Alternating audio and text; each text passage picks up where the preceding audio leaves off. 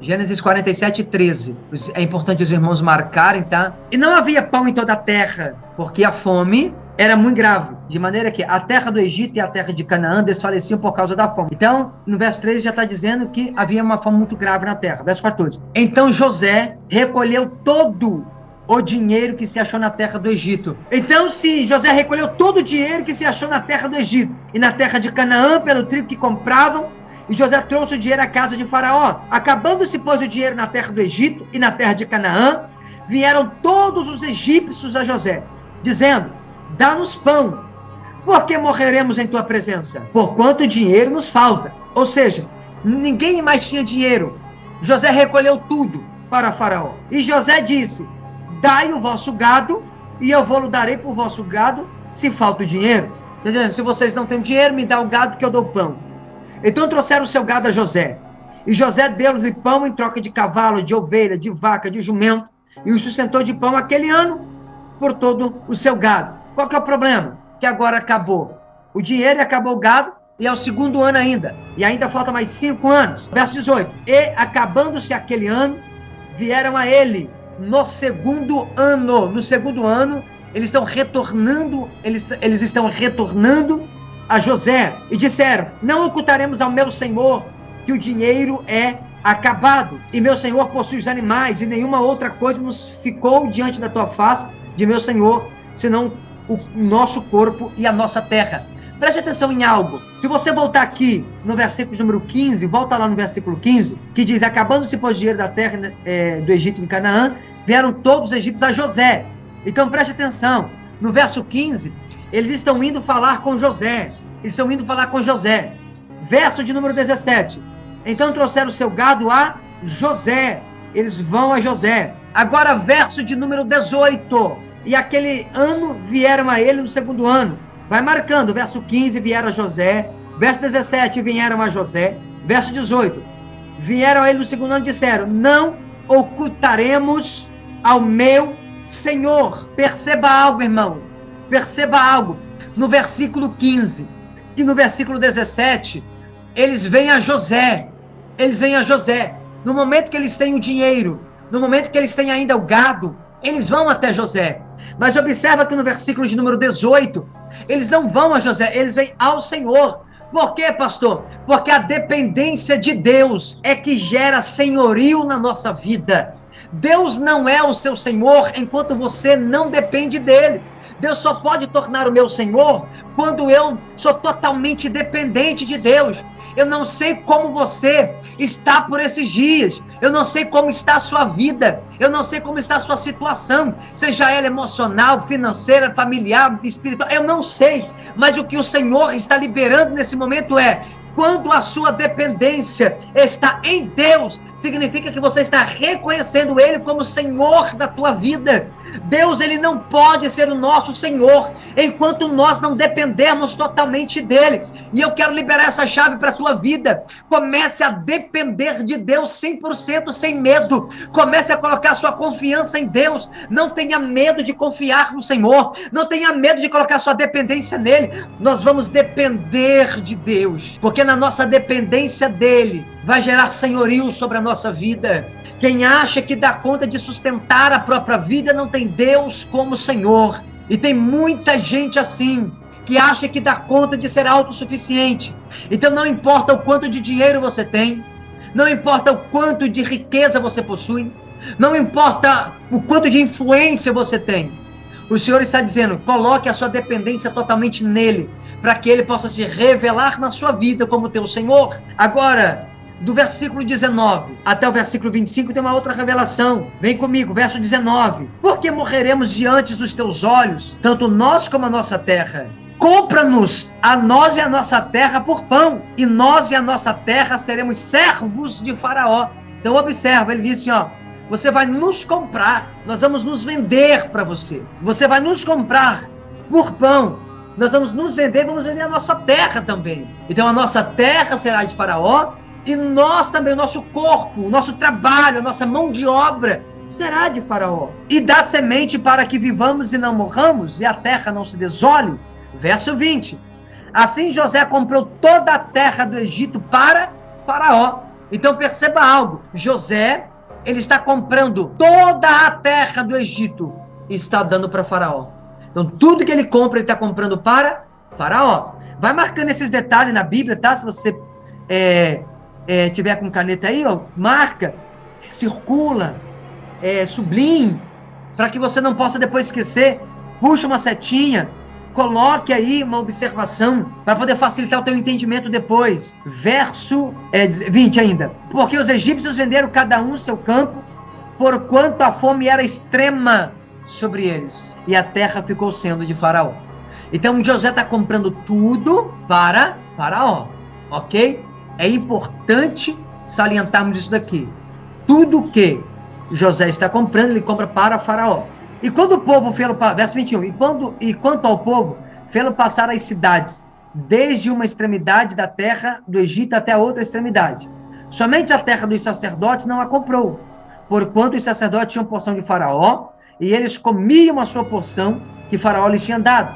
Por isso não venderam a sua terra. Verso 23. Então disse José ao povo: eis que hoje vos tenho comprado, a vós e a vossa terra para Faraó.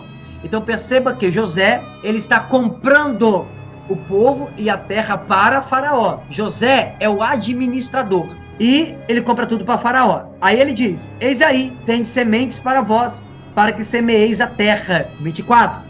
Há de ser, porém, que das colheitas dareis o quinto a Faraó. Agora presta atenção, a terra é de Faraó, sim ou não? O povo é de Faraó, sim ou não? O serviço, a mão de obra é tudo de Faraó, que José comprou para Faraó. A semente é de Faraó, os cavalos que vai usar para poder fazer todo o trabalho pertence a Faraó, tudo pertence a Faraó. Aí José diz assim: eis aí, tem semente para semear a terra. Aí no verso 24 ele diz: há de ser, porém, que das colheitas dareis o quinto a Faraó. Então preste atenção em algo, o povo passou a ser escravo de Faraó, sob a administração de José. José diz assim: tem aqui semente, agora vocês semeiam, e de tudo que vocês escolherem, vocês vão trazer um quinto para Faraó, ou seja, 20% vocês vão trazer e vão entregar para Faraó. Agora a pergunta é: Faraó, ele tem alimento para vender para todo mundo, né, gente? Tipo assim, o homem tem tudo. Todo o pão da terra pertence a ele, todo o dinheiro, todo o gado, toda a terra. Não, tudo da terra é de Faraó, da terra do Egito, de Canaã, agora tudo pertence a Faraó. Agora, a pergunta é: ele precisa desses 20% que está pedindo para o povo trazer para ele? Esse 1/5? Se ele é dono de tudo?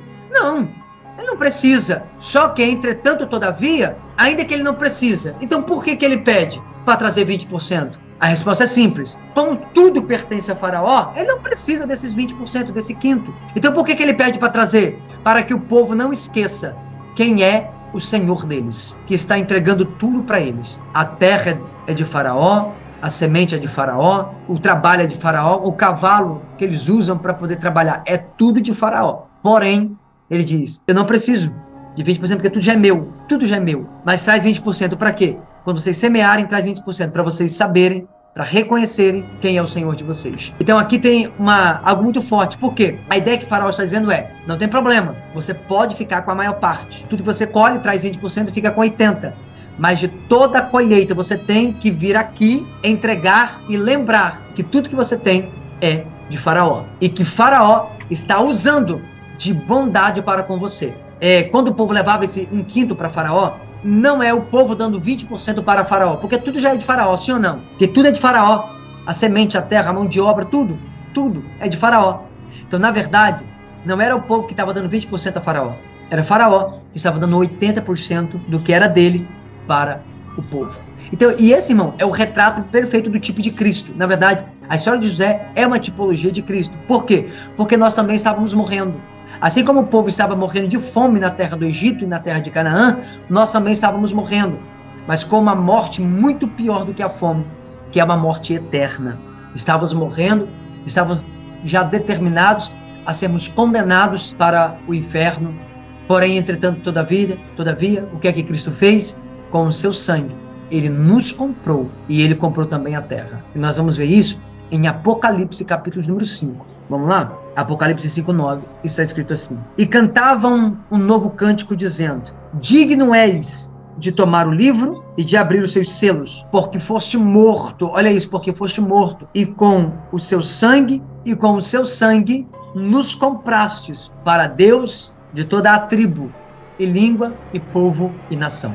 José comprou o povo para Faraó, e Jesus nos comprou para Deus. Então, assim como José comprou o povo para Faraó, Jesus nos comprou para Deus. Quem é o dono do ouro e da prata? Segundo a própria Bíblia, o próprio Deus. Ageu 2, verso 8 fala: minha é a prata, meu é o ouro, diz o Senhor dos Exércitos.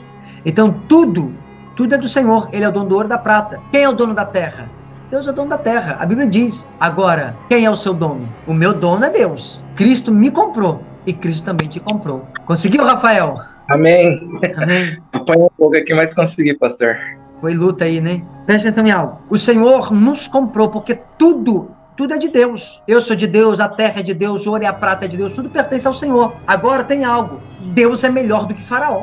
Deus é muito melhor do que Faraó. Faraó pediu para que o povo trouxesse um quinto. Que é um quinto? 20%. Agora, como Deus é melhor do que Faraó, Deus pede 10. Ao invés de Deus pedir 20 como Faraó, Deus pede 10. Deus precisa de dinheiro? Assim como Faraó. Faraó precisava dos 20% da colheita? Não, porque ele era dono de tudo. De tudo pertencia a Faraó. E Deus, ele precisa de dinheiro? Não, Deus também não precisa. Então, por que eu devo trazer os 10%? É simples, para eu não me esquecer quem é que me deu a vida.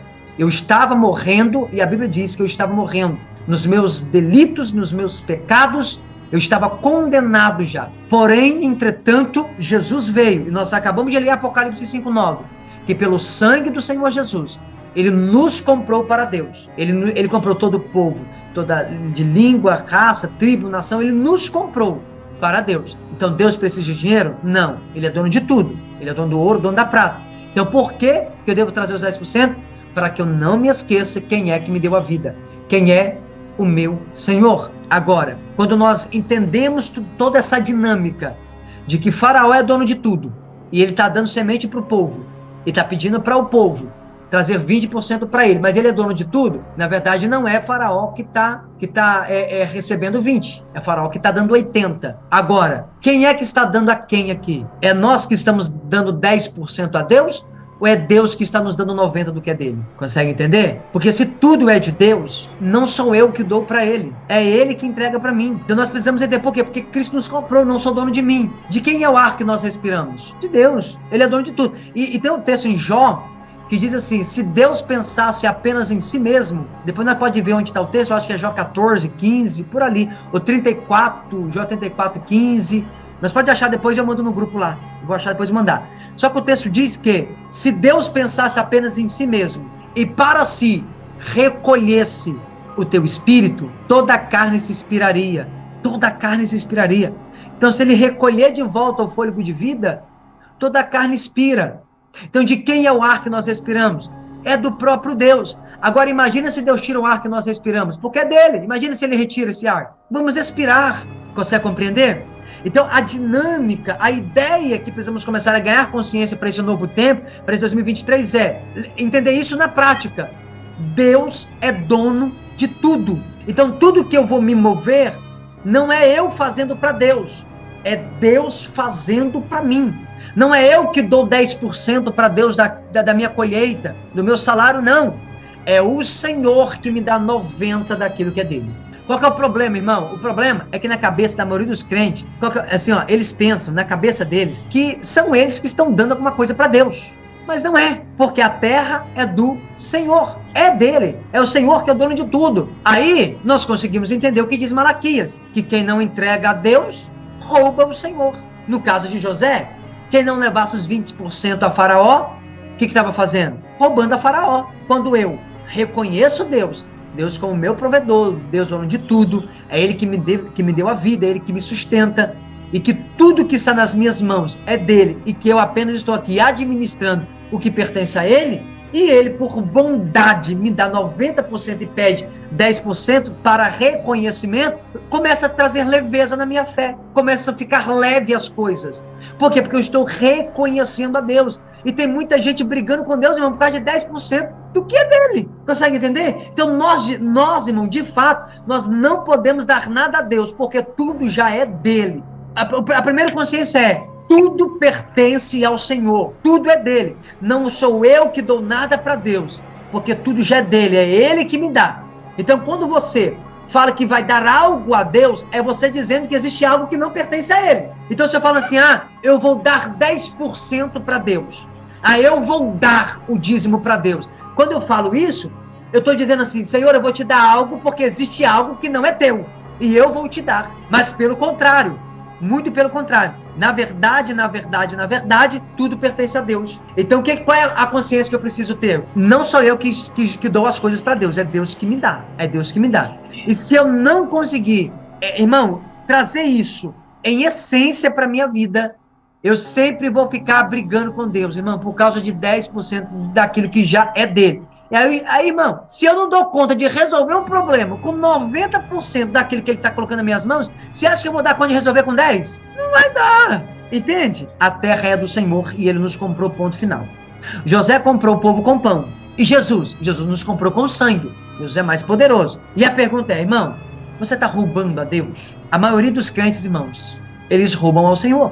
E tem gente que rouba e não reconhece que Jesus é o Senhor. Não reconhece o Senhor não reconhece Deus como seu Senhor. E tem gente que acha, irmão, que faz muito quando entrega 10% que já pertence a Deus. Quando eu vou para o altar, eu não tenho que ir com a mentalidade: eu vou lá entregar algo para Deus. Não, eu vou lá entregar o que já é dele. Pastor, quando que o senhor vai parar de ensinar essas coisas? Quando não tiver mais ninguém ficando com aquilo que pertence ao Senhor. Vou te falar como pastor, vou te falar como mentor, vou te falar como homem de Deus. Irmão, você precisa ser dizimista. É o mínimo que podemos fazer. É o mínimo, irmão. Irmão, diante de toda a grandeza de Deus, diante de tudo que o céu tem liberado para nós, irmãos, esse é o mínimo que nós podemos fazer. Então, quando você for entregar o dízimo, não vem dizendo que você está indo dar algo para Deus. Não, mas diga: Senhor, obrigado pelos 90% que o Senhor está me dando, porque não sou eu que estou te dando algo, porque tudo já é do Senhor, mas muito obrigado por tudo aquilo que o Senhor tem me dado.